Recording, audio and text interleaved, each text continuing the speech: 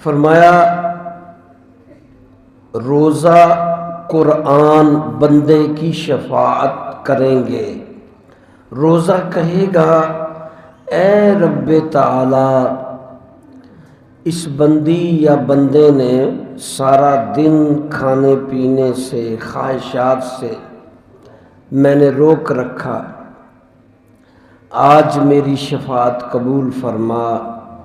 اللہ تعالی اس بندے کے حق میں روزے کی شفاعت قبول فرما کر بخشش فرما دے گا۔ اسی طرح قرآن بھی کہے گا اے اللہ، یہ میں تیرا کلام ہوں، اس کو رات کو میں نے سونے سے روکے رکھا، یعنی تراویح پڑھتا رہا، تراویح سنتا رہا، لہٰذا میری شفاعت اس کے حق میں قبول فرما۔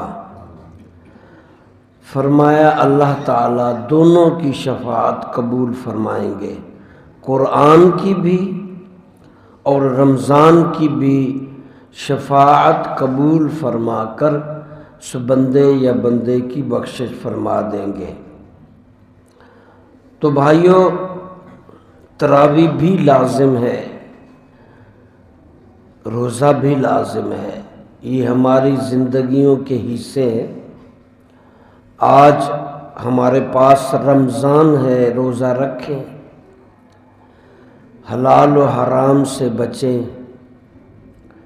روزے کو پوری طرح عزت دیں، اپنی زبان، ہاتھ اور جسم کو پوری طرح روزے کے تابع کریں۔ اسی طرح قرآن کی بھی آپ کے پاس قرآن کا موقع بھی ہے، قرآن کو بھی خوب پڑھیں، سمجھیں، خاص کر تراویح میں۔ یاد رکھیے گا نماز تراویح 20 سنت مؤکدہ ہے، کبھی کبھار بیماری میں چھوٹ جائے تو اللہ معاف فرماتا ہے، لیکن کوئی تراویح پڑھے ہی نہ، عادت بنا لے تو پھر روزہ بھی قبول نہیں ہوتا۔ تراویح کے بغیر روزہ معلق، یہ صرف بوقت مجبوری، کیونکہ سنت مؤکدہ ہے، کبھی سفر میں یا بیمار ہے یا ڈیوٹی مجبوری ہے،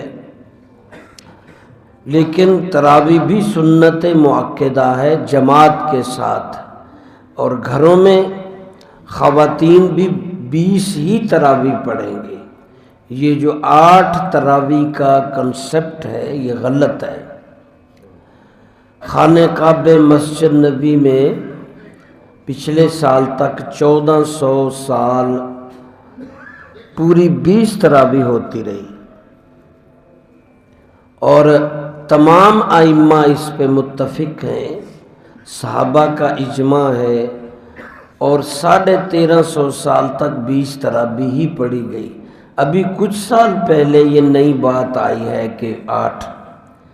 وہ حدیث جو پیش کی جاتی ہے بخاری شریف کی، وہ 8 رکعتیں آپ کی تہجد کی تھیں، ساتھ کہتے ہیں رمضان و غیر رمضان حضور 8 رکعتیں پڑھتے تھے، یعنی رمضان کے علاوہ بھی، رمضان میں بھی وہ تو تہجد تھے۔ تراویح حضور نے جماعت کے ساتھ پڑھائی ہے، آپ نے بیچ میں ترک چھوڑا اس لیے تھا کہ کہیں فرض نہ ہو جائے، آج کوئی بیمار ہے نہیں پڑھ سکا، سفر پہ ہے، یا اس کا کوئی ملازمت ہے، تو بہرکیف 20 ہی تراویح ہیں، اس کو پڑھیں۔ تو اس طرح قرآن سنیں گے اور قرآن بھی شفاعت کرے گا، رمضان میں پوری طرح مستفیض ہو جائے۔ اسی طرح ایک حدیث میں نبی صلی اللہ تعالی علیہ وسلم فرمایا، ہر چیز کی زکوٰۃ ہے اور بدن کی زکوٰۃ روزہ ہے۔ روزہ صبر کا نام ہے، آپ اپنے بدن کی زکوٰۃ نکالیں روزے رکھ کر، اس کو پاک کریں، صاف کریں، اس لیے قیامت کے دن اللہ کی راہ میں جو روزے رکھتے ہیں دوزخ 70 برس پیچھے بھاگے گا، دوزخ کی آگ نہیں جلائے گی۔ اللہ رب العزت ہم سب کو روزے رکھنے بھی کی توفیق دے اور نماز تراویح کی بھی توفیق دے۔ روزہ جب افطار کرتے ہیں اس وقت کی دعا فرمایا رد نہیں ہوتی۔ اللہ رب العزت سب کو توفیق